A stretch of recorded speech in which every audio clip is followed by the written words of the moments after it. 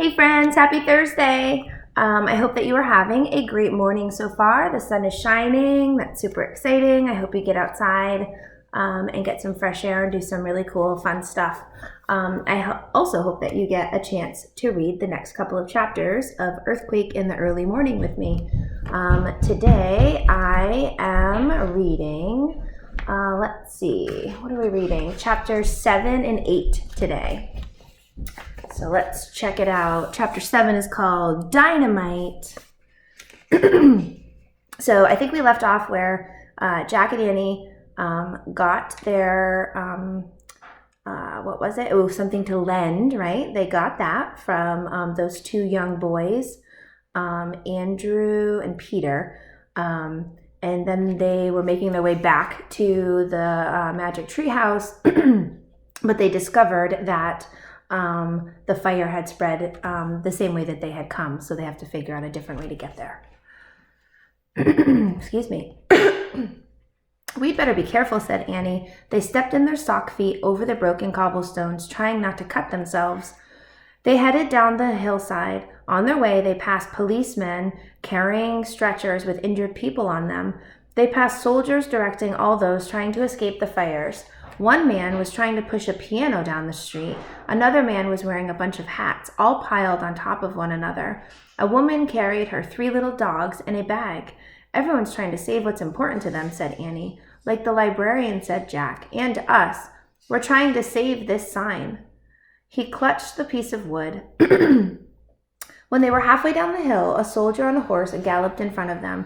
Get off the street! We're setting off dynamite, he shouted. Dynamite, said Jack. Yikes, said Annie.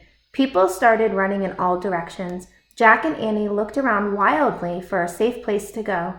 Jack saw an alley. There, he said. They ran into the alley and crouched on the ground. Jack reached into his bag for the research book. He looked in the index for the word dynamite. He found it. Then he turned to the right page number and read. After the fire started, the mayor had an idea. He thought that if some buildings were destroyed, the sparks would not fly from one wooden roof to the next. He ordered some buildings to be blown up by dynamite. His plan did not work. The firestorm raged from building to building and from street to street. Firestorm, Jack thought. That word sounded terrible. Just as he put his book away, a huge blast of dynamite shook the ground. Dust and dirt flew everywhere, even down the alley. Jack clutched their sign with one hand. He covered his eyes with the other. Annie did the same. Another huge blast rocked the ground. Jack tasted grit in his mouth. He looked at Annie. She was caked with dust from head to toe. He looked down at himself. He was just as dirty as she was. Hey, would you look at those two? Someone said. Now that's a story. Jack looked up. Betty, the newspaper reporter, and Fred, the photographer, were standing in front of them. Even though they were all covered with dirt, Fred was setting up his camera, and Betty was taking notes in her notebook. Hold up your sign, Sonny, said Betty. Too stunned to say anything, Jack held up the sign with the poem about hope, and Fred took a picture. Another dynamite blast shook the ground. Come with us, we're headed for the park, said Betty. We can't, we're on our way home to our parents, said Annie. Well, get going and be careful, said Betty. Let's beat it, Fred. The photographer grabbed his camera equipment and the two of them rushed off. I don't think Betty and Fred recognize us, said Annie. I don't even recognize us, said Jack. Another blast shook the ground. Come on, said Annie, let's beat it. Jack and Annie jumped up. Jack put their sign in his bag, and then he started back down the hill. So this is the picture of Jack and Annie.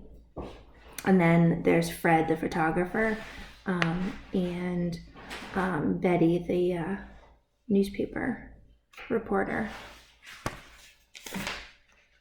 Chapter 8 is called Good Luck, San Francisco. Jack and Annie ran over the cobblestones. Dynamite blasts echoed behind them. They headed back down the hill. Flames shot across the roofs, traveling from one house to another. We're headed right into the firestorm, Jack shouted over the noise. We have to keep going, Annie shouted back. Before the treehouse catches fire? At the bottom of the hill, thick smoke was rolling through the streets. It made Jack's eyes burn. Where is the treehouse? He shouted. Here, said Annie. Jack followed her voice. She was holding onto the rope ladder. It's still here, Jack said with relief. Of course, the treehouse wouldn't leave without us, said Annie. Don't you? Go, go, go, said Jack. Annie started up the rope ladder and Jack followed. They climbed into the treehouse and looked out the window. All around, buildings were going up in flames.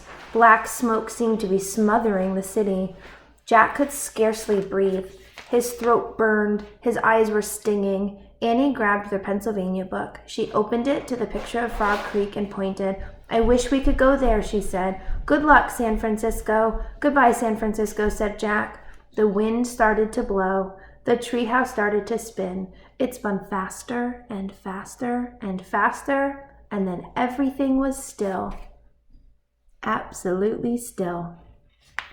All right, friends, we will be back tomorrow, which is Friday, and we will start reading chapter 9, which is called The Wonderful Room, which I'm really curious about.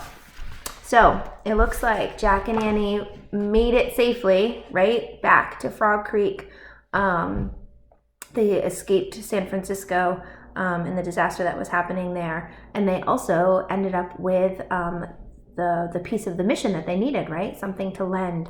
So we'll see what this wonderful room is and how that plays a part in their bigger mission tomorrow. All right, I hope that you all have a fantastic day. I miss you, and I can't wait to see you. Bye.